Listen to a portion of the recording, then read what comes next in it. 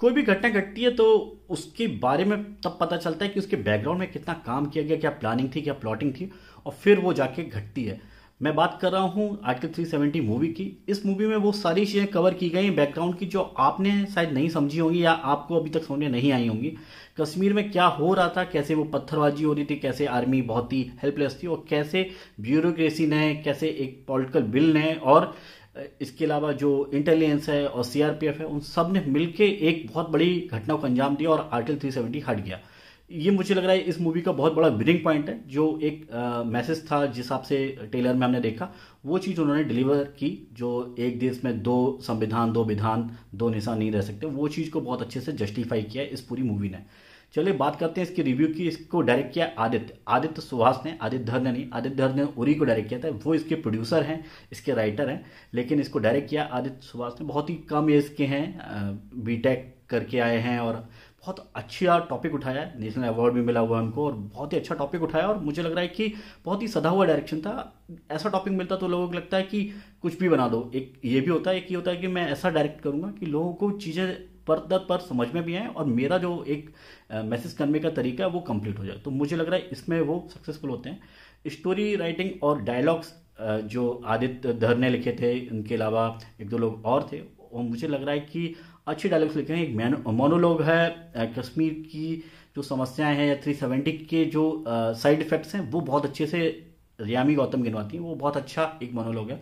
मुझे लग रहा है कि वो बहुत अच्छी तरीके से लिखा गया। कुछ डायलॉग बहुत अच्छे थे, आपको मज़ा आएगा। कई जगह ऐसा भी है कि आपको कुछ चीज़ें पता भी हैं, स्पेशली अमित शाह का जो राज्यसभा में जो भाषण हुआ था, कश्मीर हिंदुस्तान का हिस्सा था, रहेगा, वो चीज़ जब आती है तो ऑडियंस के लिए मुझे लगता है कि ताली बजाने का एक मूवमेंट बनता है। वो बहुत ही अच्छा तरीके से लिखा गया और सबसे बनाया गया।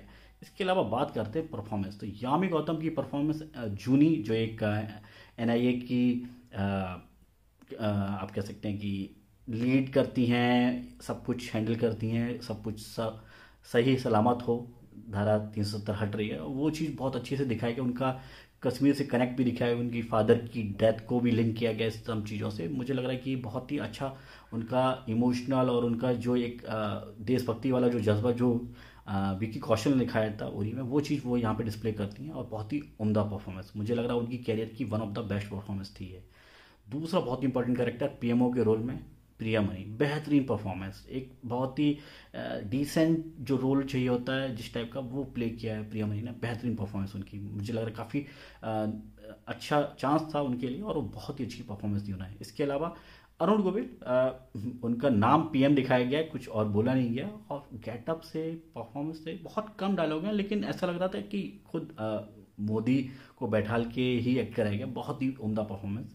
इसके अलावा किरण करमाकर, उनका तो काफ़ी लंबे डायलॉग से राज्यसभा में वो दिखाया जाता है उनका प्रेजेंटेशन, वो बहुत अच्छा था। अच्छी डायलॉग्स उन्होंने, उनके पास थे, अच्छे पंचेस थे, वो उन्होंने बोले। इसके अलावा वैभव तत्वदर्शी, उनका role as a CRPF officer बहुत ही जमते हैं उस रोल में, पसंद आएगा आपको। तो मुझे लग रहा है परफॉर्मेंस वाला डिपार्टमेंट बहुत अच्छा था।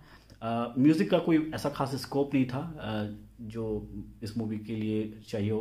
मुझे लग रहा है कि ये मूवी अपना जो भी मैसेज था वो डिलीवर करने में कामयाब हुई है।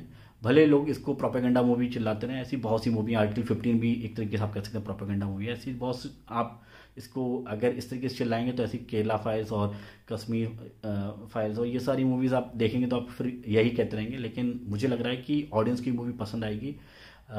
कल सिनेमा लवर डे था, ये पता नहीं कैसे ढूंढ के लाए, मुझे भी नहीं पता था कि ये सिनेमा लवर डे भी होता है कुछ।